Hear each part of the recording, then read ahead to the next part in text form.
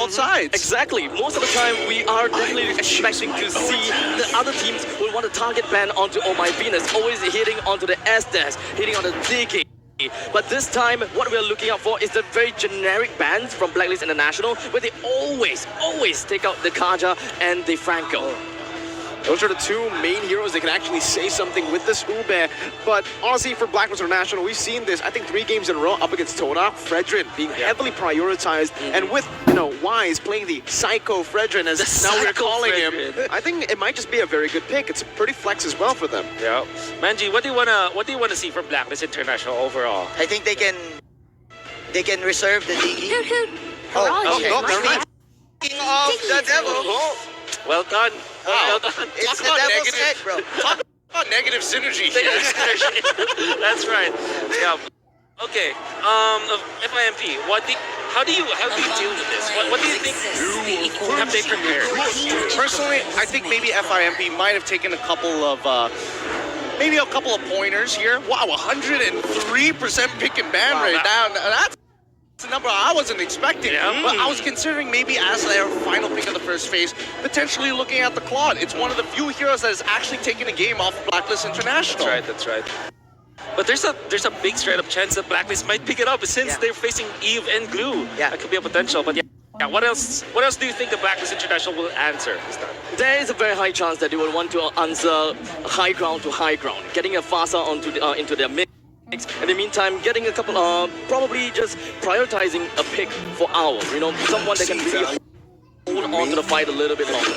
I mean, we're already getting the Fredrin as well as the Valentina. If we're talking about getting a high ground alt like Eve, might as well just copy it, but still scale even harder. Okay, there's the Fredrin. This is pretty much a standard Blacklist draft, especially with US special Valentina. Wise has yet to lose a single Turtle Lord Retribution battle yet. Really? Wow. Wait. On the Fredrin. That's a stat that we weren't aware of. Well, I don't think it's on the Fredrin. Yeah. I think generally, as jungler, no one beat Wise on the Retribution battles. Wow. That's even crazier then. I mean, people are calling him King of the Jungle as we know him as Psycho Fredrin with how much he just runs down. Literally, some Dio energy. Up to me and I'll take you out. But we're seeing that also the FIMP are trying to make sure that they can just look for that one shot. We're not talking about CC, we're talking about just raw damage. And I think that the Amon in these positions can be a little awkward, especially in knowing how assassin matchups in the jungle deal against tank matchups. Personally love the AA Mon here for sure, because it has a lot of the AA Mon, and now the Joy has been banned out. Typically people will look into the V-Wise duo, the tandem, but sometimes they look at the N-word. Abstract, how do you feel about the jump so far? Honestly, one thing that I really like about seeing teams going up against Blacklist International is that they know that Oh My Venus can't play super aggressive all the way in the early stages of the game, right? When you pick up an assassin jungler, you would expect the opponents to go for Hilda, for example, right? Super aggressive right off the bat. And then FIMP knows that this is not going to be an option. Picking up an Amon right here, it may very well be one of the best answers to deal with this Diggy. No? Isn't it far too early to pick up the AA Mon, however? Yeah, I personally think that is showing it really early on might be a mistake. I think it's not a mistake, especially for FIMP, because they have shown it in the group stages. Now, if this was hidden from everybody in the group stages, sure. The thing is, they have picked it up, and they know, Blacklist knows that Amon is one of the comfort picks from Cura, because we also saw this back in M4. That's right. So, I am looking at FIMP. I really like the drafts in the second phase coming out from them, right? They are really just trying to nail Edward down. And I think this has been one of the key main win conditions from Echo as to how they beat them in MPLPH Grand Finals. I think that you pointed it out, because that's what we saw with the bans. And I think, imagine, you noticed, targeting Edward might have been the way to go for teams to defeat Blacklist. They need to shut down Agent Zero, I think, so that Blacklist cannot pop it up or that's what you call him, right? Yeah. Because he brings the aggression in the team. I think targeting onto Edward is definitely one of the best ways, but also one of the most difficult ways, right? Yeah, for sure. Edward has such a wide hero pool. Right off the bat, I'm looking at Joy and Benedetta. It all makes sense. In the meantime, I'm also looking at Lapu Lapu. I'm also looking at Yu Zhong, both of which are such perfect perfect play Yeah. for Blacklist International to really come up to deal with this Eve. I mean, they're trying to make sure that they don't exactly have the easiest backline access, right? At least trying to make a decent matchup. Like, where they're banning out Benedetta. If they were really worried about reliable backline access, they get rid of the Yuzong. They just want to slow them down. If it's about Blacklist International, it's about coordinated team play. 5v5s, in a matter of fact. Now we're seeing that the Lapu Lapu is getting chosen here. I'm curious to see what marksman Owl wants to play. Carry looks good, but there's still an assassin. Brody, wow, really wants to win that lane. Pretty much comfort, huh? Yeah. Thing is, this is a skill matchup, though. Brody versus Beatrix isn't, black and white here, especially for the Beatrix right now. The fact that the Brody has kind of been nerfed, not because the Brody's been nerfed, but because some of the items, the defensive items, has been buffed, especially with the steel light plates becoming just the norm now in the gold lane. Brody certainly loses a lot of kill pressure. I think FIMP, they need someone to set up for the Beatrix. But is this a setup that you need? Okay, I'm not sure. I'm not sure. Okay. this is kind leave it of at that. like toe tactic going on right now. I saw Gideon's reaction is like, Diggy Hilda. and Hilda. So many teams have tried Hilda against Diggy of Blacklist International. Not everything worked. You see the audience prediction? Bleeding red. It's bleeding red. Blacklist International favored in this. And Oh, FIMP, 88%, as expected. The draft has been laid out. Let's imagine one last time when it comes to the draft. Many teams have tried Hilda versus Diggy against Blacklist International. Didn't work. Do you think that this will be a game that FIMP can win? This is so risky. I think the aim on third pick is a risky pick. Okay. But they want to secure it. But I don't trust the Hilda. It Okay. failed back in the group stages. Yeah. So I think we all know the script already. Blacklist will win, but I'm simping for FIMP, bro. Okay, very well. Abstract, take it away. ladies and gentlemen, as we make our way in to the land of dawn, who's the one that will come up early? Is it gonna be the Ube team, or would it be the aggressive Turkey? Well, let's see how this early game actually goes out. I mean, if Yue ends up dying here, that's probably going to be a very clear victory towards Blacklist International. But knowing how, to FIMP. But generally speaking, the way that we should be looking at this is especially when it comes down to these neutral objectives, right? Hilda is not really going to participate in the majority of these team fights, but is then looking for information, trying to make sure that Blacklist International, especially for their mid laner Yue, to continuously to a different direction. I mean, when we are looking at Edward, he is the master of his lane. The least amount of death amongst all the players. I have to say, Edward, he knows exactly what he's looking out for. In this current lane matchup, he doesn't really want to go to all-out aggressive against the Blue, but really just all about the lane priority and wanting to get back with his entire team. Yeah, actually, speaking of which, I mean, I'm getting a lot of flashbacks from that Todak Echo matchup and, Blacklist matchup, and honestly, when I see this Hilda into the Diggy, and especially with Oh My Venus playing on that Impure range, you know that the Queen just wants the stack. Okay, well, right now there's a taunt already. Wise gonna be able to dish some damage out right there, but Endless Shards actually connects onto Edward, who just soaks it in. No damage, just practically tickles him. As both teams just disengage, not wanting to go for a skirmish, but just as I say it, Alien's gonna be engaged on Alien. Back with the slam, bash, but Alien's gonna be stunned up in the Raven's Spider. The Abrasion's cracked as well. First blood for Edward. Kura terrified up, trying to run away as Apex 47 tries his best to distract to get him out of there right now, but it's gonna be chain CC by the Fredrin. The sprint is not ready, and it's gonna be Blacklist International with a 2-0 start. Now, this is when we talk about lane matchup, especially micro. The fact is that Edward was already level 4, and unfortunately, Wu was not in that same position. If you had the split, maybe something else, the occurrence could have been a little different. But the fact that they got 2 of those kills so early on, and a free neutral objective, that's going to be an early goal for Blacklist International to start pressing the advantage against some of the stronger lanes. Kira didn't even have his ultimate for that fight, unfortunately, due to the fact that the Lapu pretty much quote-unquote baited it out and managing to dash out of before the final shot hits it. So honestly, Kira not exactly very good for that fight. Kura to see as well here. Wise trying to go for it. That's a red drink by Kura to secure it. The over manipulation and Endless Shards locks Wise down. The mobility fuel is right there, but the time journey locks him, gives him some space to escape. Wise is gonna fall. Kazoo picks up the kills. Alien rotates all around, but it's gonna be killed here by the Raven Spider. A Terrify as well, but Alien almost gets out just barely, but Yue Brilliant micro mechanics. Great job from Yue. I think he needed to make sure that kill went back. If not, that lane would have been very, very skewed. And also, it allows him to kind of recover a little bit of that early game damage. Regardless, at the end of the day, when we're looking at the items, and more importantly, when we start looking at the emblems at this stage of the game, we hope that Kira is able to scale super fast. Because eventually, Wise is going to be able to get Radiant Armors, able to get Twilight Armors even. Oh, a quick steal!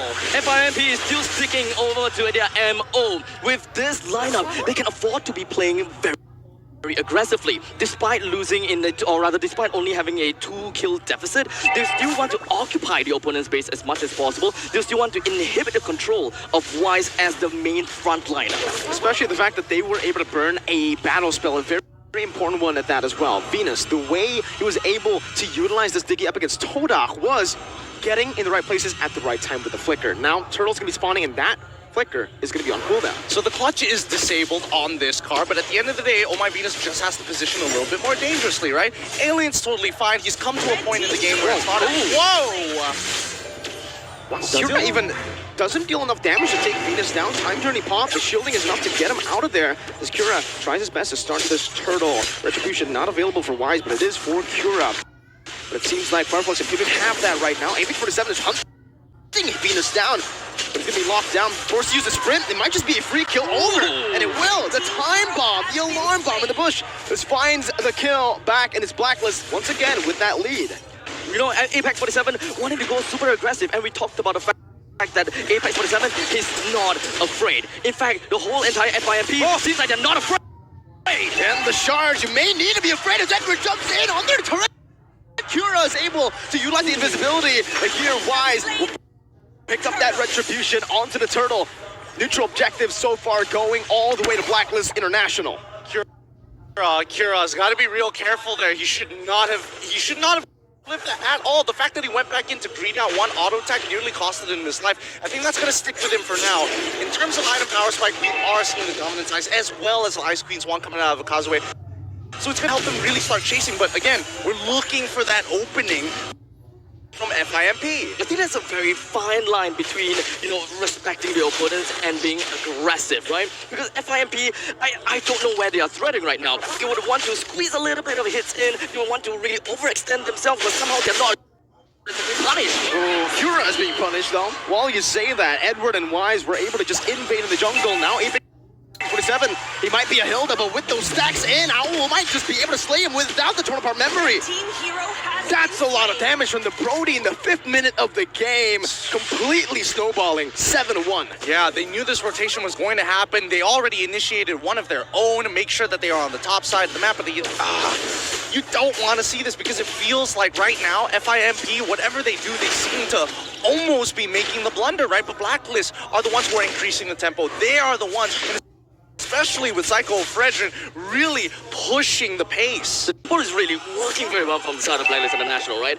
Most, if not all of their players from their side is levels above of FIMP. There is definitely quite a disparity going on, despite Edward just holding down to his lane. Alien and Kira still want to go in for a block proxy in order to go for a little bit of off-tempo. And the charge, well, Edward just takes it. It does no damage to Edward in the early game all the way now. You can see the defensive items for Edward is really, really paying off. Yep, it's coming into effect. And that's why you need to make sure. Radiant Armor is honestly a really good buy. Some people even decide to go, depending on what the composition is. But we'll see the items in just a little bit as they've already lost a topside turret. This turtle basically a non-contestion. Pretty sure that the robe is currently available for the side of Edward. He's been tanking all of that and doesn't seem like it's much of a problem. BLACKLIST International, they understand that the turtle is already working towards their favor. They have the priority at that. Then, of course, jumping onto the jungle is what they want to go for. Bravest fighter from Edward! All the way to the back, Ethan! Kazooie! It's gonna be taken down, now the top side. That's gonna be Snipe coming down, but I was able to escape from the torn apart memory. One more shot! Owl escapes! Blacklist are stomping on FIMP. Not giving them any opportunity. Apex is gonna get canceled, and this is just brutal. Sunshine needs to run, but even then, he's stuck. Oh, Venus there. That's gonna be Flicker. Venus Flicker is out as well. So wait! How did he do that? He finds a double kill. Finally, he's going to be punished by BLACKLIST International with Owl flickering forward. No, he just dashed in front with that torn apart memory. But man, that's a mistake that we rarely see. That's fine. They can recover from this. BLACKLIST is still at a 3-point lead. It's an island-wide coverage. We're looking at advances in the top lane. We're looking at advances in the objective. BLACKLIST International is still sticking true to what they want, and that is objective games over and over again. And yes, Sunshine may have outplayed them. Yes, he's just going to do what he can, even expanded the flicker to get the kill on the Venus. Duet just couldn't do much from that point. Really unfortunate, honestly. Like, towards the end there, you can see that it's clear that everybody's cooldowns were were basically done for, and they just have to wait it out. Unfortunately, that's when you see Sunshine flickering forward to create that space and forcing at least for Yue to use his own to trade. Super Siege gets too much for them, though. BLACKLIST International are completely utilizing this Brody, and Alien is going to be stunned up, and this should be him taken down without the torn apart memory. Utilizing the Brody so well in this game. It's pretty much all of the first tier defense towers that have been taken down. BLACKLIST International will get full control of the river line, and the Lord will be popping out in 50 seconds. FIMP will want to reclaim this. That's a taunt. Kazooie going to be locked down. Doesn't have. Oh, he goes for the flicker anyways, but Edward chases him down with the bravest fighter. 5.5k gold lead. When Edward does this much, what are you supposed to do? I mean, honestly, this is just a massacre, right? Every single time Cura's buffs start coming up, about to spawn BLACKLIST, have already pushed out the waves. They are literally 10 seconds ahead of FIMP with a lot of the motions that they're making, sometimes earlier than they're supposed to be. Oh, Renner's apathy, why is just being that Psycho Fredrin in the front. Taunting Alien up, that's going to be Edward with the bravest fighter. He's going to be disintegrated. Now in the back is going to be slain by the assassin Cura, but the Endless Shark was stolen away by Yue. Now it's giving the real world manipulation. Sunshine going to be able to dish out some damage, but Wise takes him out. Yue is looking for a maniac.